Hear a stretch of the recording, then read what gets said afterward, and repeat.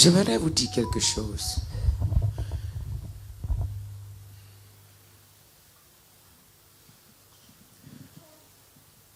Parfois, la manière qu'on adore le Seigneur ici, pour certaines personnes, on est fou.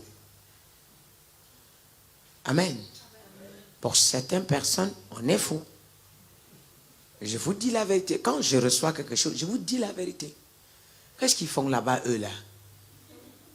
Mais avec ces gens-là, ils ne vont pas arrêter de faire les choses là tout le temps. Mais quand le moment arrivera, vous savez, pour bâtir une grande maison, on ne l'a pas bâtie en une journée.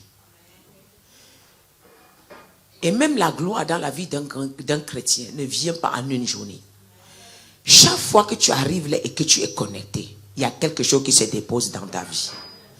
Chaque fois que tu arrives là et tu es connecté, quelque chose se dépose. Le lendemain, tu seras leader des grandes entreprises. Amen. Mais les gens ne vont pas comprendre ce qui s'est passé. Alléluia. Les gens ne vont pas comprendre quoi, ce qui s'est passé. Chaque jour que tu venais te coucher ici là, Dieu déposait, les anges déposaient. Mais quand ça va éclater, ils vont dire, mais c'est comment? Les mêmes gens qui ont rigolé quand on faisait là, qui ont dit ils font quoi là-bas? Vous savez, on a tellement banalisé l'adoration de Dieu. On a tellement bafouillé. Tout le monde peut se lever le matin et devenir chanteur gospel. Je vous dis quelque chose. Et c'est normal maintenant. Quelqu'un m'a raconté quelque chose l'autre jour. Ma fille, j'étais le nom. Elle me dit,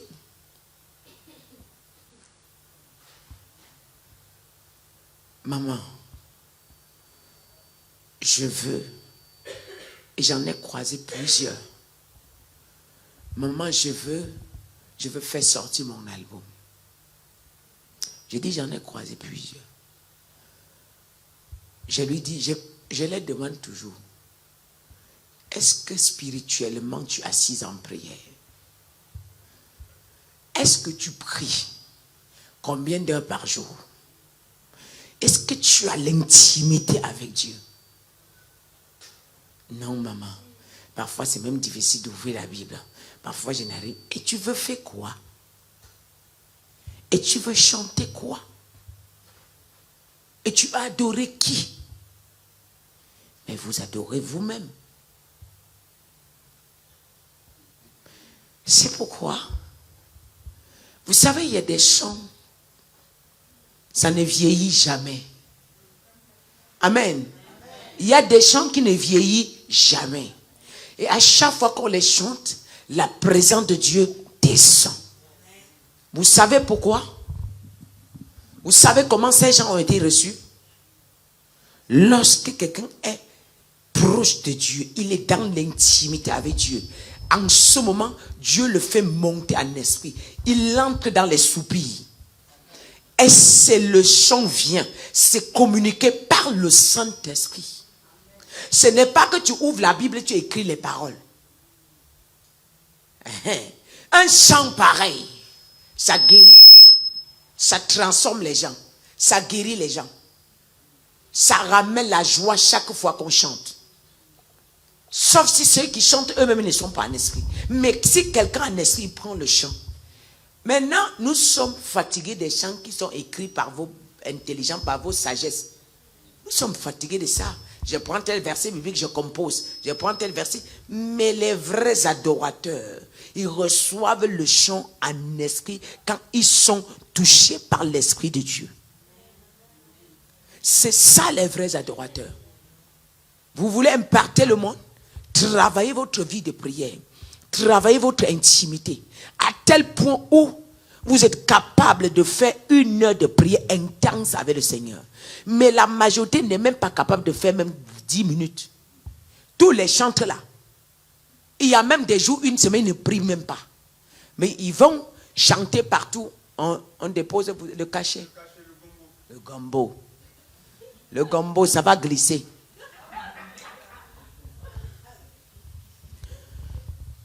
Vous savez, au temps de Jérémie, Jérémie parlait, les gens ne l'écoutaient pas. Jérémie parlait, les gens ne l'écoutaient pas. Un temps va arriver. Ils vont courir pour dire, Seigneur, nous on va changer la manière de t'adorer. Même là, le Seigneur ne va pas les regarder. Ça sera tard. Alléluia.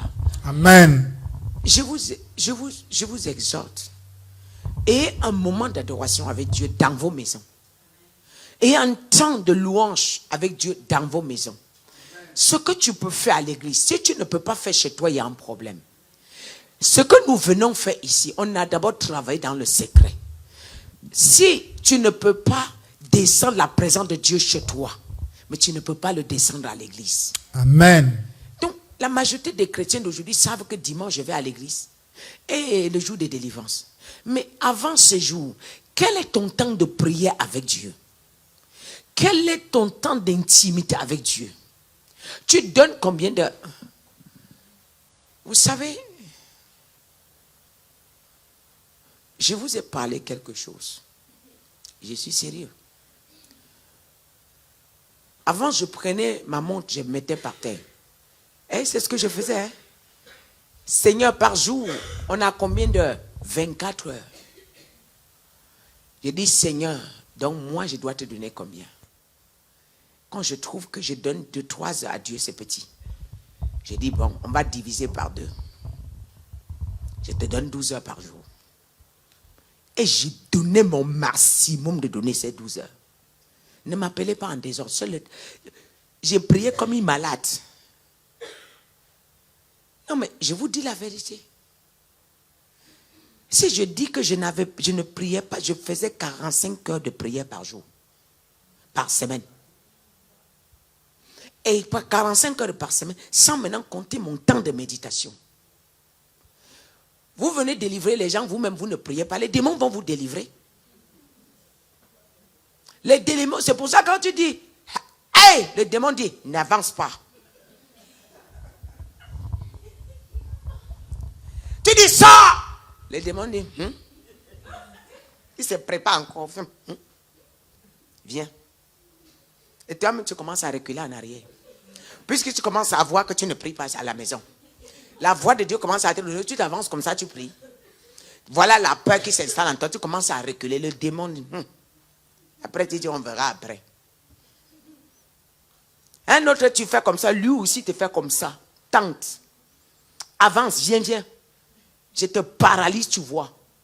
Et il y a un autre qui te regarde et te dit, tu sais, tu n'es pas correct. Tu parles à qui? Tu viens me parler. Vous savez, les démons n'aiment pas. Les démons trahissent les pasteurs. Les faux pasteurs là n'aiment pas que les démons s'expriment. Parce que les démons, ça les demande, ils disent, comment vous dialoguez avec les démons? Le démon trahit les pasteurs. Sauf les démons qu'ils ont inventés eux-mêmes et ramenés à l'église quand ils sont faux.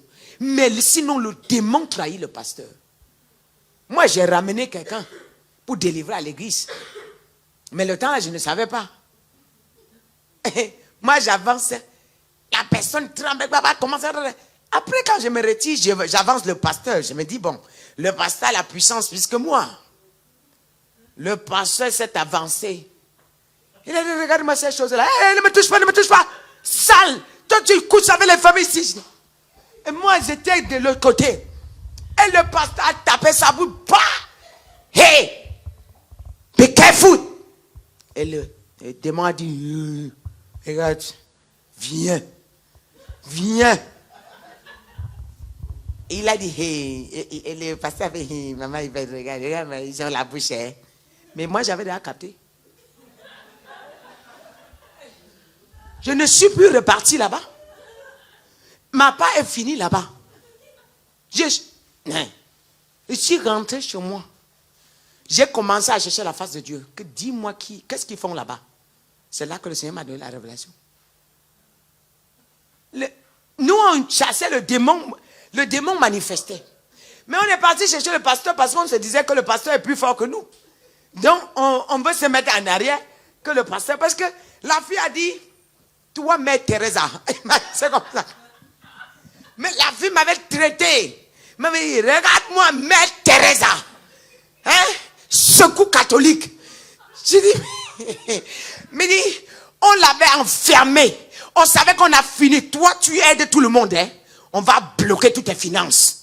Toi, tu aides tout le monde. Qui t'a demandé de sauver cette fille? Toi, pourquoi tu l'as ramenée ici? Pourquoi tu as sauvé cette fille? Mère Teresa, mais on va te montrer. Nous, on va bloquer tes finances. Tu ne sais pas, c'est déjà entre nos mains. On a déjà récupéré. Tu dis que tu es où? Tu es à l'église. On va voir. Voilà que j'entends ça, je me retire. J'envoie le pasteur. Et comme ça, c'est normal. Si le pasteur maintenant couche avec les filles. Mais c'est normal que tes finances soient exposées. Toi, tu signes les chèques, tu donnes à l'église pour payer la salle. Eux-mêmes, ils ne sont pas purs. Mais c'est normal que toutes tes marchandises soient bloquées. Donc, il est important d'avoir une vie de prière et de l'intimité avec Dieu. Avant d'entrer dans mon message, j'insiste, le Seigneur me met ça à cœur de vous dire. Le Seigneur dit, le temps vient où il traitera avec les vrais adorateurs. Alléluia.